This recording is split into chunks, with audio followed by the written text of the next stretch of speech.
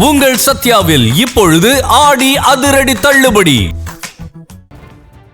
இந்த விசாரணை பரிபூர்ணமா நடக்கணும், தீவிரமா. அது மட்டும் இல்ல, ஏன் அந்த சார் பதிவாளரை இன்னும் நீங்க கைது பண்ண மாட்டேங்கிறீங்க? இன்னைக்கு உயர்நீதிமன்றம் என்ன சொல்லுது? இவ்வளவு பெரிய குற்றத்தில் ஈடுபட்டவரை உயர்நீதிமன்றம் முன்ஜாமீனில் விட்டு போச்சு. இப்போ முன்ஜாமீனில் விட்டா என்ன அர்த்தம்? ஏன் அந்த பத்திரம் போர்ஜரியா பண்ணி நீங்க வழக்கு போட்டிருக்கீங்க? அப்போ அதாவது போலியான ஆவணம் தயார் பண்ணது, சொத்து அபகரிச்சது போன்ற நான் பெயிலபிள் செக்ஷன்லாம் போட்டிருக்காதுல்ல. சம்பந்தப்பட்ட யாரையுமே இதுவரை கைது பண்ணலையே. ஒரு அண்டா திருநா குண்டா திருநானா உடனே ராத்திரியோட ராத்திரியா புந்து கைது பண்றீங்க. 100 கோடி ரூபாய் பெருமானம் உள்ள நிலத்தை திருடிக்கிட்டு இருக்கிறான். இன்னைய வரைக்கும் ஒருத்தரையும் கைது பண்ண.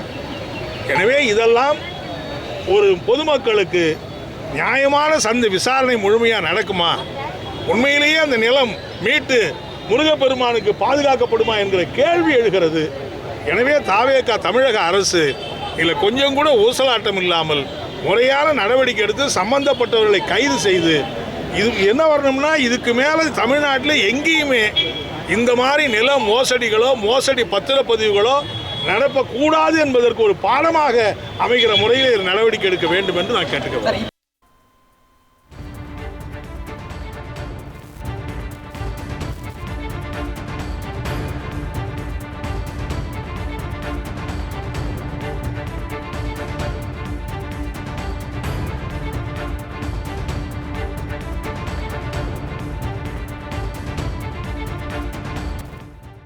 இந்த விசாரணை பரிபூர்ணமா நடக்கணும், தீவிரமா.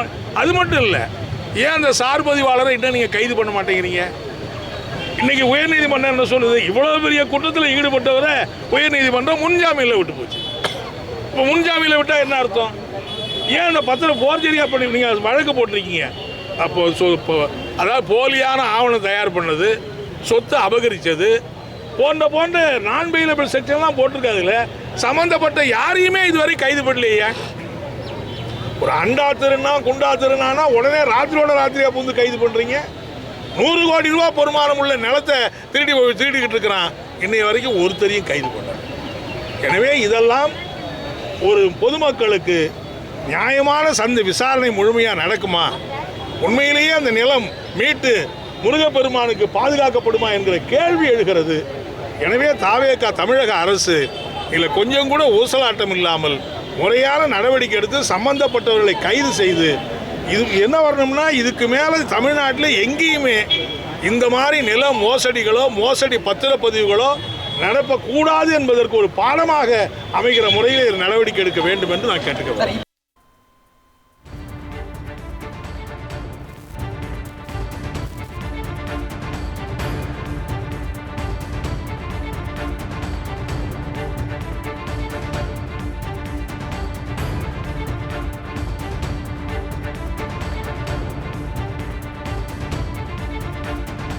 உங்கள் சத்யாவில் இப்பொழுது ஆடி அதிரடி தள்ளுபடி.